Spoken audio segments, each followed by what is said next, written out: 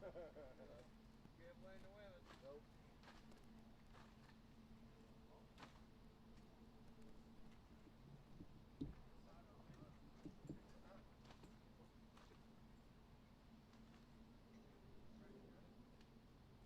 Ready when you are.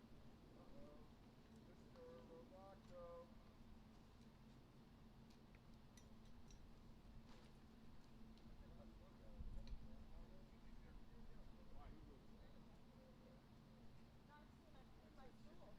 Smart. Especially when you're Well, it's because you told me. I don't want to have what's on them.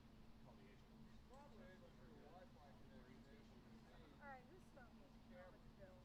Bill. I would have an agent. Jim, do you want me to stand with Mike?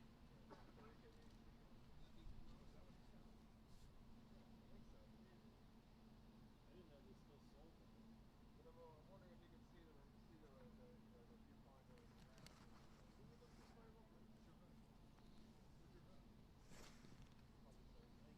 Of course. Right. Oh, sorry. Yeah. Slimming lens. 185 only. No 16. Oh yeah. Slim it. Seriously. Like, I think they're live on TV. So. Here we go. Here we go. David. Fire it. Okay. With a thumbs down. No, Thumbs no, up. we're not doing that. No, we're going both ways. No, we're not doing that. Oh, No, we're no. live on TV. Oh, we are live on TV. Thumbs up. I love it. I don't know what live on TV is live to them. You never know when they Probably is. I'm somebody. Here, do you want to my left?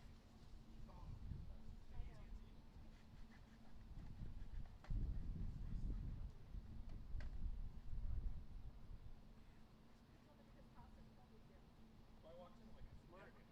You get to have Put it in your pocket. That's what it's for. Don't litter on White House. Want live too TV. wet for me to put back in my pocket. I feel like the sun's coming up. I don't like that. How many did you guys send? Yeah, so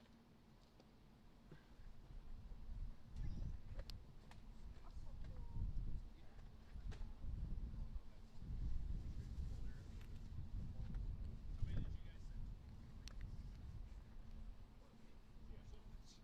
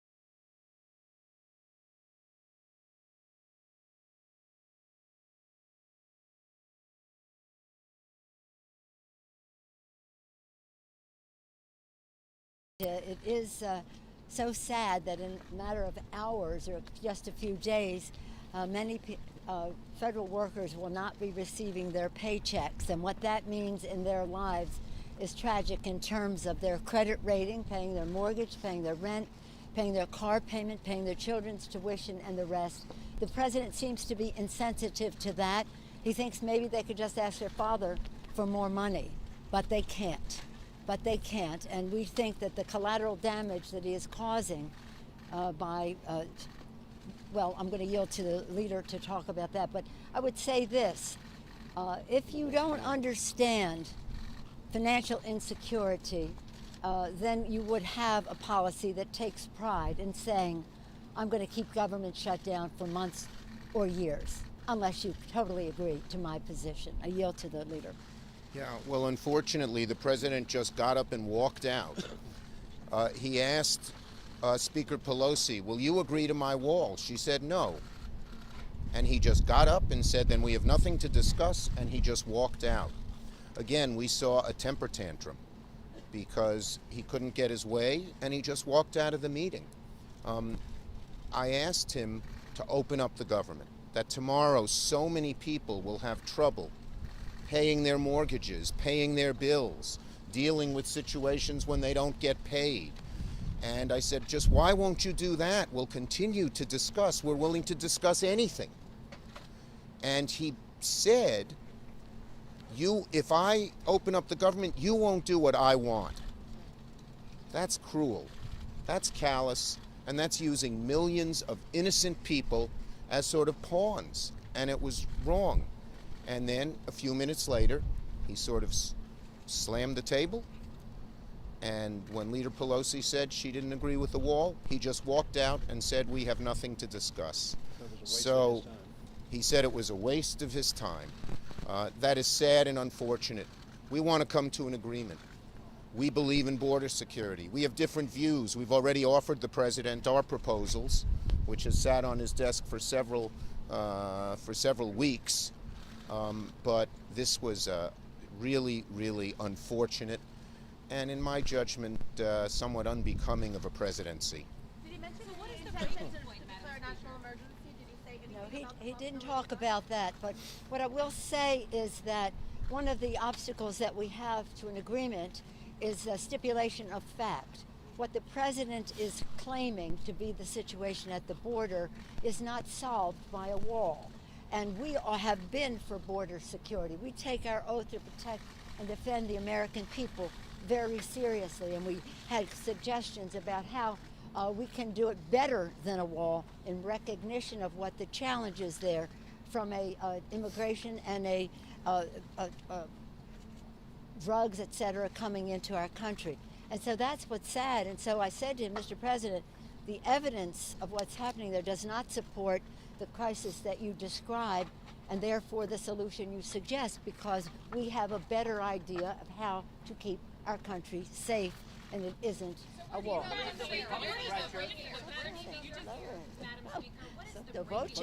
Go ahead, Steve.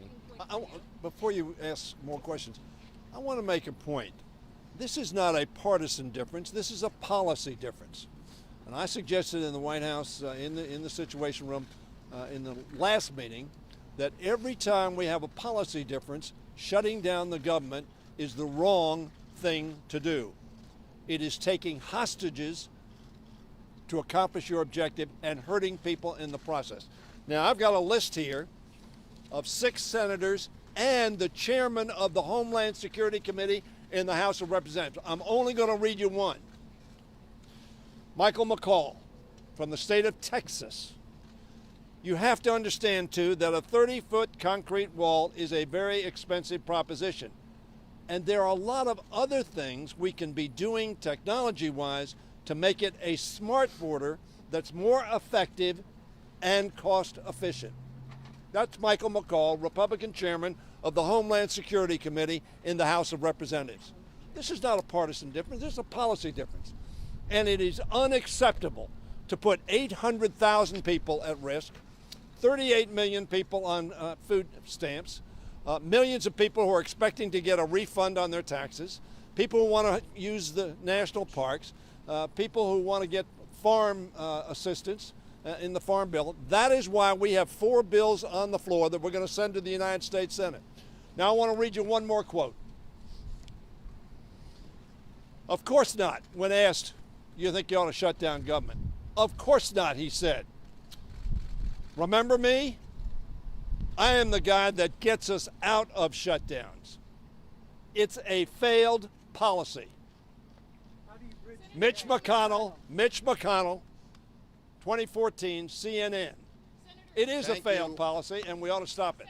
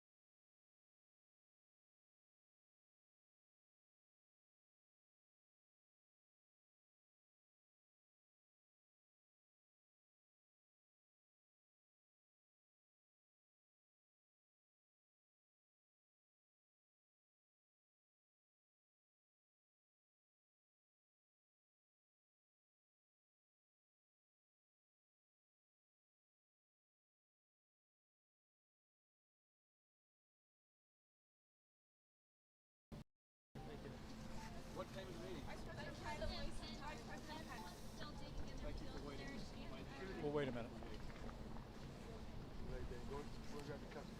You okay?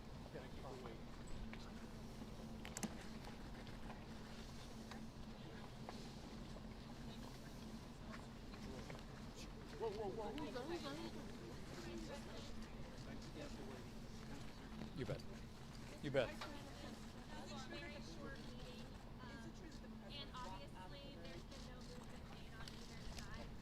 Thank you all for coming out.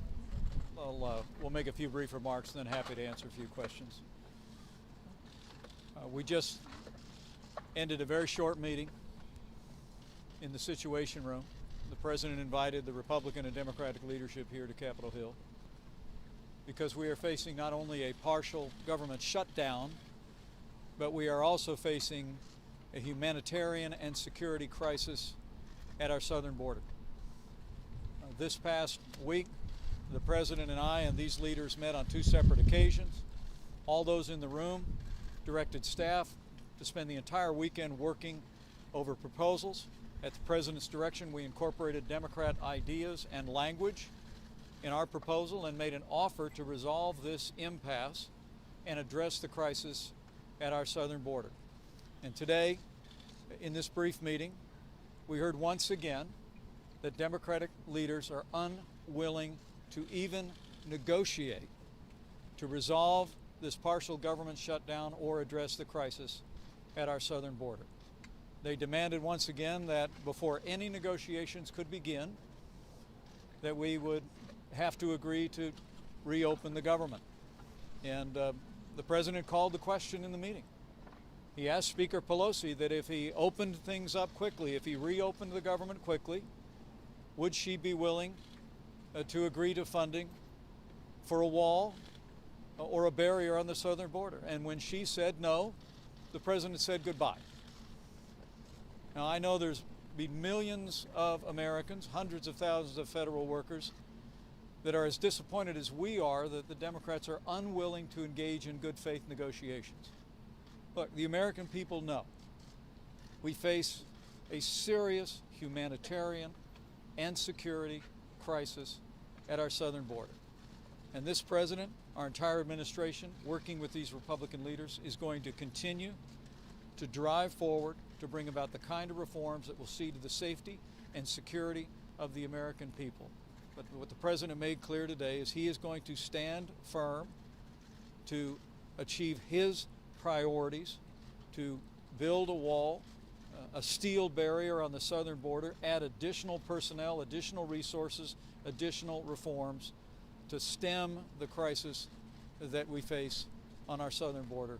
And we're very grateful for these Republican leaders here and others that were gathered with us for their support. I want to clarify a few things as I just listened to Senator Schumer. I know he complained the time that you had cameras in the meeting. I think we need to bring him back, because what he described the meeting to be was totally different than what took place. When we entered the room, the president, again, calling all the leaders together to solve this problem. He even brought a little candy for everybody. He started off talking a little bit about wanting to get this solved. He even spoke last night saying in 45 minutes, he says, but I think we could do it in 10. I want to turn the floor over, the president said, to Speaker Pelosi and Schumer. Tell us what offer you have, because we all had in our hands from the weekend's work of the vice president, and every office had staff there, about where we were. The different offers, the increases of the work that you've done to secure this border.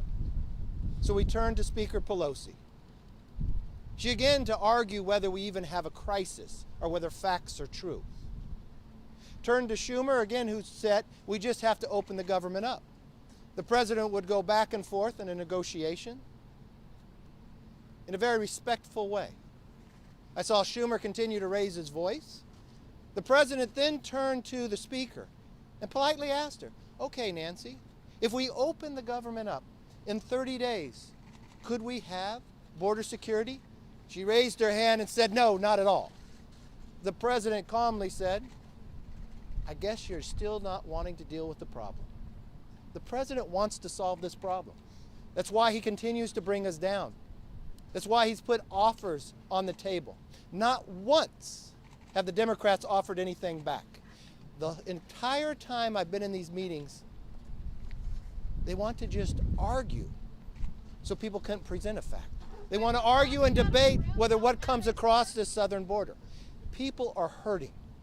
And as I've said before, I will work with anyone that wants to move America forward and wants to secure our border. This is the goal that everybody in that room, every Democrat said in that room, they're for border security. But you ask me, what American believes border security does not have some form of a barrier? It's only the Democrats sitting in that room, have I ever found. And the way they have displayed and their behavior is embarrassing to me. And the way to come out to this floor and talk about a meeting in a manner that did not take place in there is disturbing to me. I want to solve this problem. People are hurting, so I tell the Democrats, get back into the room.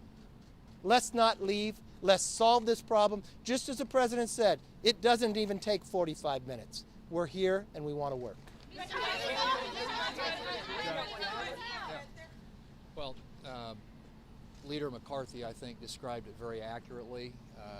We all came to this meeting. I heard the president say last night that this could be solved in 45 minutes. And I had hoped coming to this meeting today that that's what was going to happen, that we were going to sit down and the Democrats were going to negotiate in good faith and we were going to come up with a resolution. And they obviously had not moved an inch and haven't moved an inch. I mean, they've accused the president of not being willing to negotiate, but the president's been more than willing to negotiate. He's had the vice president here the last 2 weekends, meeting with members of staff, trying to move the ball down the field and get us on a path where we can get a solution. And the answer today to the president's question, and that is exactly how it was phrased, and that is that, Speaker Pelosi, if I were to open up the government today, 30 days from now, would you support any funding for border security, for a wall? And she said no. And I think the president clearly interpreted that, as he rightly should have, as clear evidence the Democrats have no interest right now in trying to solve this problem. They clearly want the political issue. Mr. Vice President, where do you go from here? Well, first of all, I thought the president was very calm in trying to continue to put different options on the table to solve this serious crisis at our border. Last night he laid out some of the problems and challenges that we're facing as a country and how we can get a solution. Today what he did was start to offer some more ideas. And look, our teams worked over the weekend, and we can talk about terms all day long, but at some point the other side has to put a counteroffer on the table. No is not a valid answer if you're serious about solving this problem. And so as the president started off laying out not why he wants $5.7 billion, but why the experts who are tasked with securing our nation have said it's going to take $5.7 billion to secure the border and deal with this crisis, including building a wall. When Nancy Pelosi last week, her only answer was to jokingly say she'd support $1. Now, the American people who are watching this shutdown, the families who are going to be missing paychecks this week, it's not fair to them to jokingly say you're going to willing to only offer $1 to solve this problem when you haven't given any serious, credible counteroffer. The president's laid out many different options. The president's even said he'll change the definition of a wall to work with Democrats. He'll move off of the number. He even sent the vice president down weeks ago to offer a negotiation that would involve a lower number than what our national security experts have said. And not one single time have the Democrats offered a counter other than to say $1. And so today when the president, and by the way, nobody slammed their hand on a table, to mischaracterize some of the things that happened in that meeting is not fair to this process. But at the same time, when the president looks at Nancy Pelosi and says, if I give you another 30 days, will you be willing to support some funding for a wall to secure the border? And she says no. Not, well, maybe a little bit more than $1, not some serious counteroffer, but just flat out no. That's not an acceptable answer to a serious crisis at our border where we're seeing people dying, where we're seeing the drugs that are pouring in, and the families all across this nation that are being touched in a very negative way by the drugs and the opioids. When you're going to see paychecks being missed, and there's a quick way to solve this problem, and not once have the Democrats offered a single counteroffer. And the president's offered multiple times to negotiate in good faith, and the Democrats haven't given one counteroffer. That's not an acceptable answer. They need to come back to the table with some kind of serious, credible alternative. Sure. Just quickly to add, I think on behalf of the Department of Homeland Security, I'm just thoroughly disappointed. This is a crisis. It is a humanitarian crisis. It is a security crisis. And the reality is that walls work. Everywhere we have put up a wall, illegal immigration has been reduced 90 to 95%. Do you want to stop the smuggling between ports of entry? You need a wall. Do you want to stop the human misery that's pulled between the walls? You need a wall. We have addressed the ports of entry. The vice president worked all weekend personally with congressional staff. We came up with an offer that would secure the ports of entry by checking every single vehicle for drugs, but the criminals also come between ports of entry. It's not an or, it's an and. We need security at the ports of entry, and we need security between the ports of entry. So I will let you take questions, sir, but this is a crisis. It's up to the United States Congress to do their job, to take the leadership that the Vice President and President are taking, and fix this on behalf of all Americans. Please, I can't hear you. You said at the beginning that the president is standing firm on his demands for a border wall. How is that compromised in this context? And what are you going to say to, 800,000 federal workers Right. not getting their first paychecks this Friday, TSA workers, Secret Service agents, people whose job it is to protect people. What do you say to them this week as we're going into 20 days of a shutdown? Well, I'd say to every American that this president and this administration takes very seriously our solemn obligation to do what's necessary to protect the American people and uphold our laws. The offer that we put at the president's direction on the table, the offer that was in front of Democrat leaders again today in the Situation Room, represents a combination of approaches. Certainly there's the president's wall, a steel barrier on the southern border, that the president's put his number on the table. But we've also added additional resources for personnel, additional reforms, humanitarian assistance, changes in our asylum laws, some of which was informed by our earlier discussions with Democrat leaders. We've been working in good faith over the last 3 weeks to resolve not just this partial government shutdown, but to address what is an undeniable crisis at our southern border. Even the Washington Post called it a bona fide emergency. We have 60,000 people a month being apprehended at our borders, and 2/3 of them are now families and unaccompanied minors. That's not a situation that our Border Patrol system was ever designed to deal with. And so we need reforms, we need changes, we need a wall, a physical barrier. But what I think would have to be distressing to 800,000 federal workers and to tens of millions of Americans is the answer in all of this from the Democrats is we will not negotiate. How? Mr. Vice President. I'm sorry. How does it help that the president walked out of the room? How is that getting closer to a solution? Well, I think the president made his position very clear today that there will be no deal without a wall. There will be no deal without the priorities the president has put on the table. But if you look at the proposal that the president directed us to offer this weekend after spending 2 days with senior staff, 2 meetings with leadership, it reflects Democrat priorities as well.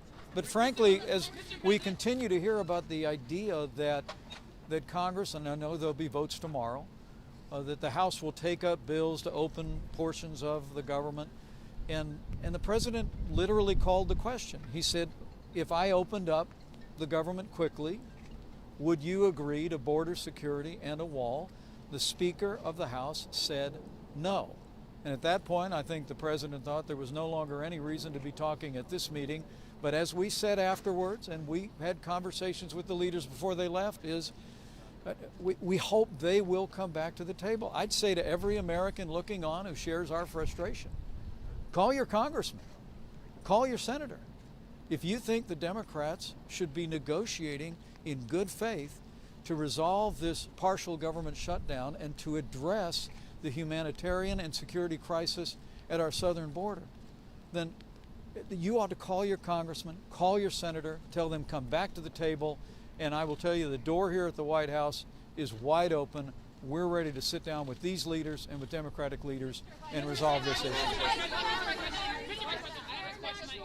Please. My question to you is that now Democrats said that the president was slamming his hands on the table and that he walked out. Can you talk a little bit about, can you just categorize what the president did in the meeting? And also, are we any closer than you think to having a national emergency declared if the meetings are going like this and they're so contentious? Well, the president walked into the room and passed out candy. It was true. Never raised his voice. I don't recall him ever raising his voice or slamming his hand. But this is a president who feels very strongly about his commitment to see to the security of the American people. He brought the whole issue of illegal immigration to the center of the national debate when he sought this office. And we actually saw a decline in illegal immigration at our southern border in our first year in office. But the reality is, because of the lack of reforms, because of the lack of a wall, because of the loopholes in our laws today, we are now seeing a precipitous rise in families and unaccompanied children being driven by human traffickers and cartels, individuals who are exploiting vulnerable families, encouraging them to make the long and dangerous journey up the peninsula. And you could hear the president say this is a crisis of heart and soul. He feels this passionately. And he left the room today because Speaker Nancy Pelosi said that even if he gave her what she wanted, she would never agree to the border security priorities that we have on the table, and that was unacceptable. Please, right here.